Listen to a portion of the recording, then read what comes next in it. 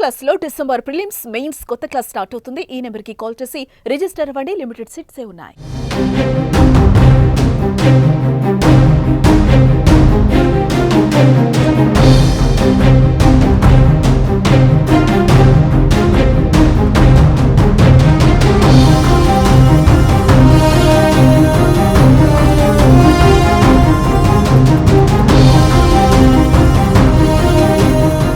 ఆంధ్రప్రదేశ్లో మరోసారి భూమి కంపించింది. ప్రకాశం జిల్లాలో భూ ప్రకంపనలు భయపెట్టాయి.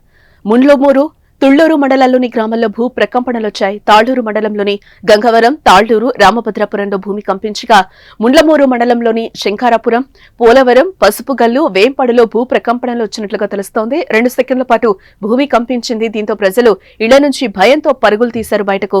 ఊహించని అనుభవంతో ఒక్కసారిగా భయాందోళనకు గురయ్యారు. స్కూల్ నుంచి విద్యార్థులు బయటకు పారిపోయారు. భూమి కంపించిన తర్వాత ఇళ్లలోకి వెళ్లాలంటే చాలా మంది భయపడ్డారు. అతి చిన్న భూకంపమే కావడంతో ఎటువంటి ఆస్తి ప్రాణ నష్టం అయితే జరగలేదు. ఇదే నెలలో తెలుగు రాష్ట్రాల్లో భూ ప్రకంపనలు వచ్చాయి. తెలంగాణలోని ములుగు జిల్లా మేడారం కేంద్రంగా సంభవించిన భూకంపంతో తెలుగు రాష్ట్రాల్లో పలు ప్రాంతాల్లో భూమి కంపించింది.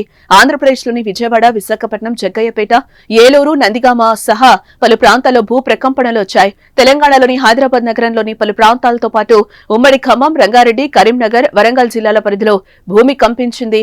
ఛత్తీస్గఢ్లోని సుకుమా, బీజాపూర్లోనూ భూమి కంపించింది. మళ్లీ ఇంతలోనే ఏపీలో భూ ప్రకంపనలు రావడం ఆందోళనకు గురిచేస్తోంది. తాజా భూకంపంతో తెలుగు ప్రజల్లో కొత్త భయమైతే మొదలైంది.